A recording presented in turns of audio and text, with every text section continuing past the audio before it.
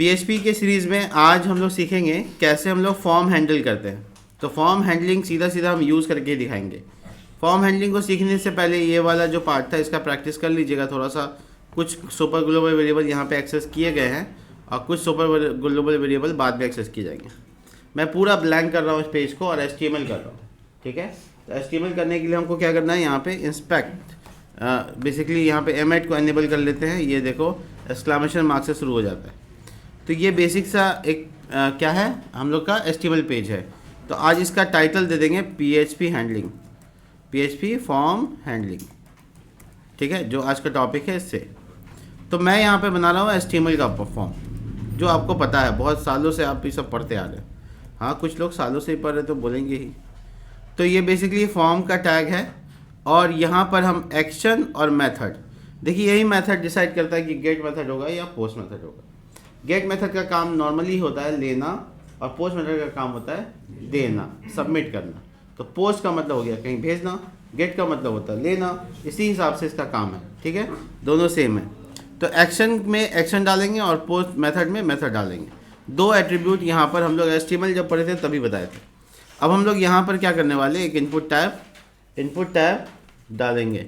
अब input tag डालने के बाद यहाँ पर नेम और उसके बाद यहाँ पे इसका नाम एक डाटा रख लेते हैं। ये इनपुट टाइप टेक्स्ट है और कुछ तो है नहीं। नाम क्यों रखते हैं, ताकि इसकी पहचान हो जाए। तो हम इसका एक नाम दे दिया डाटा और इसमें एक प्लेस होल्डर देखिए मस्त यहाँ पे लिख दे एंटर योर नंबर, ऐसा काइंड ऑफ, ठीक है। अब ये दो कर देते हैं एक कोई जगह पे, तो इसका नाम डाटा1 और इसको डाटा2।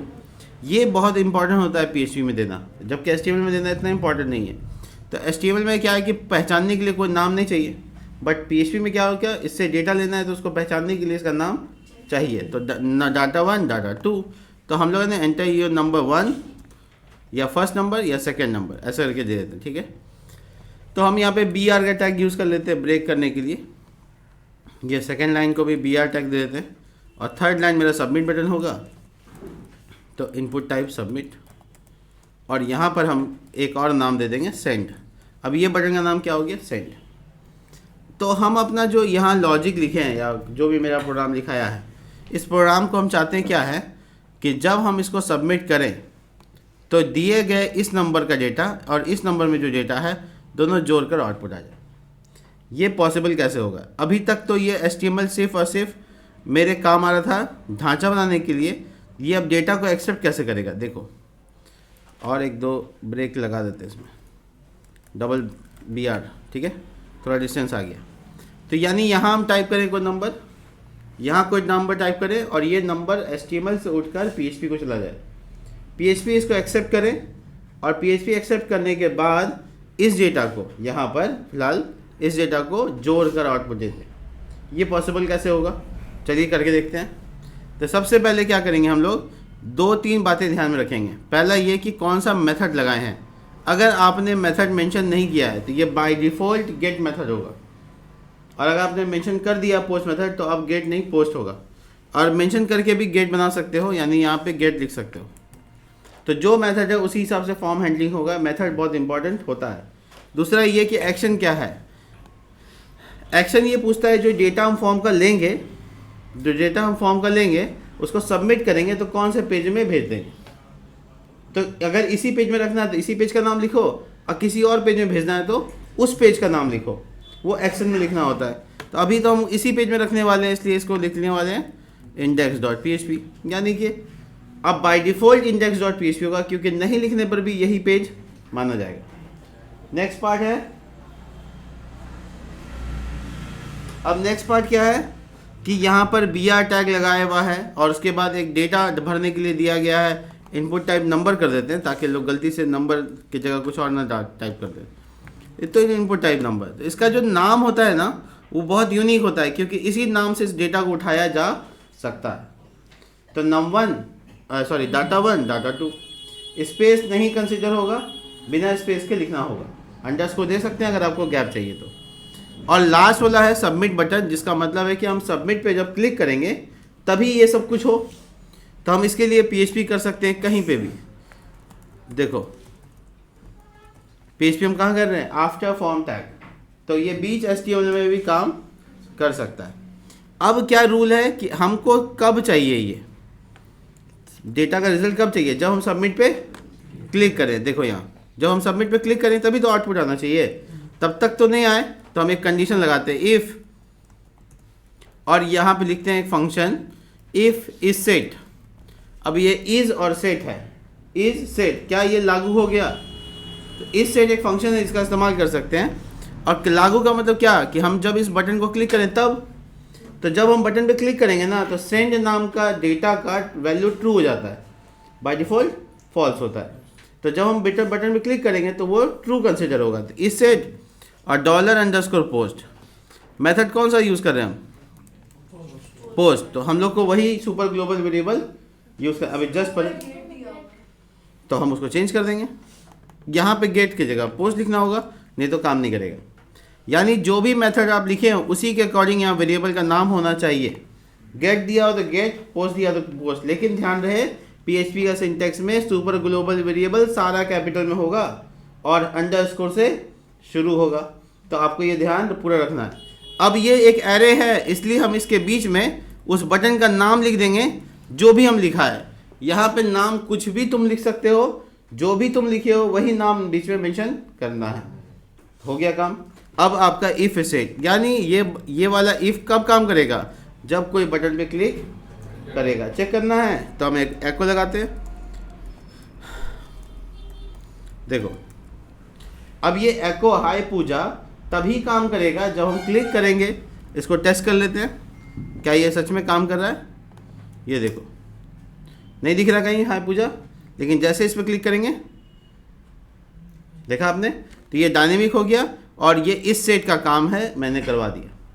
अब मैं ये चाहता हूँ कि जब हम बटन पे क्लिक करें तो इस यूज़र का टाइप किया हुआ डेटा और यहाँ का टाइप किया हुआ डेटा को PHP में ले लिया जाए। तो HTML ट्रांसफ़र करेगा अपना डेटा किसको? PHP को। जैसे हम एक वेरिएबल बना लिया data1 और $_पोस्ट, और इसका नाम क्या रखा हुआ वहाँ पे? नेम। जो नेम है उसके अकॉर्डिंग सेम और $data2। अभी $data वेरिएबल का नाम सेम हो ऐसा नहीं है, आप XY भी लिख सकते हैं। ऐसा ज़रूरी नहीं कि वो नाम के अकॉर्डिंग ही रखना है। देखो $x वेरिएबल में data1 का डेटा स्टोर हो गया और $y में data2 का डेटा स्टोर हो गया। अब दोनों को क्या करना है? जोड़ देना है। तो एक तो टोटल नाम का वेरिएबल बनाते हैं $x $y, जो भी आएगा उसको H1 के टैग में आउटपुट देते हैं, रिजल्ट इज $total। ठीक है, कोई दिक्कत नहीं, आउटपुट H1 में आएगा, बढ़िया लगेगा देखने में। तो हम यहाँ पे अब क्या करने वाले हैं, देखो यहाँ पे डेटा सबमिट करेंगे।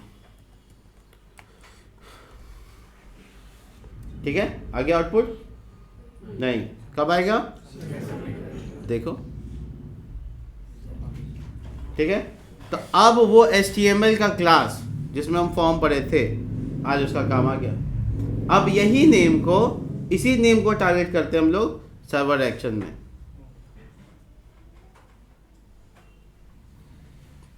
देखो अब हम कोई भी नंबर के साथ दो वैल्यू को जोड़ा जा सकता है, किसी भी नंबर के साथ, किसी भी नंबर मतलब किसी भी नंबर के साथ। ठीक है, दोनों डेटा स्टोर होने के लिए, जोड़ने के लिए तैयार रहिएगा। ब्लैंक डालने पे क्या होने वाला है, ये ध्यान रखिएगा ब्लैंक ना हो। ठीक है, अगर आप चाहते हैं कि नहीं ब्लैंक को डाल भी ना करे तो यहाँ लगाइए if $x and $y curly bracket.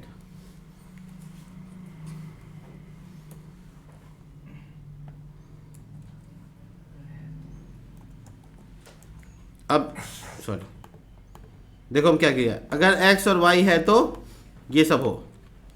अब ट्राई करते हैं, कोई एरर नहीं। क्या हुआ, अगर $x और y में वैल्यू ना हुआ तो इफ काम ही नहीं करेगा, तो आउटपुट आएगा ही नहीं। तो यहाँ पर हम लिखेंगे एल्स और इसके साथ एक मैसेज बढ़िया वाला। देखो अगर मैंने ब्लैंक डाल दिया तो क्या आएगा, प्लीज एंटर बोथ नंबर। अगर मैंने नंबर डाला 1 और दूसरा नहीं डाला तो भी वही मैसेज, और दोनों डाला तो ठीक ठाक काम करना चाहिए। देखा आपने? तो ये पूरा लॉजिक प्रोग्रामिंग में उसके डेटा को अच्छे से फिल्टर करता है। अगर वो नैन है यानी नॉट अ नंबर है तो क्या मैसेज देना वो भी फिक्स कर लो, यानी पूरा लॉजिक लिख सकते हो। तो पता ही ये चला जो HTML में फॉर्म में डेटा डालते हैं वो सबमिट कराकर PHP को ट्रांसफ़र कर देंगे। अब आते हैं यहाँ पे एक छोटा सा ट्विस्ट के साथ। अब ये डेटा जो अभी हम लिया है इसको हम यूज़ करके भूल गए, इसको परमानेंट स्टोर करना है तो इंट्रोड्यूस करेंगे डेटाबेस को, MySQL को। और वो परमानेंट स्टोर नेक्स्ट 2-3 दिन की क्लास में आ जाएगा, ठीक है। तो हमारे पास हो गया PHP का एक फॉर्म हैंडलिंग का एक्सपीरियंस। चलिए एक गेट मेथड से भी ट्राई कर लेते हैं कि उससे कैसे होगा। तो देखिए अगर यहाँ मेथड लिखा हुआ है गेट, या फिर मेथड ही नहीं लिखा हुआ है, दोनों गेट है, तो आपको यहाँ $get वेरिएबल खाली ट्रांसफ़र कर लेना है ये, और इसके अलावा एक रत्ती इधर उधर नहीं, यानी सब कुछ सेम काम करेगा। दिखाता हूँ।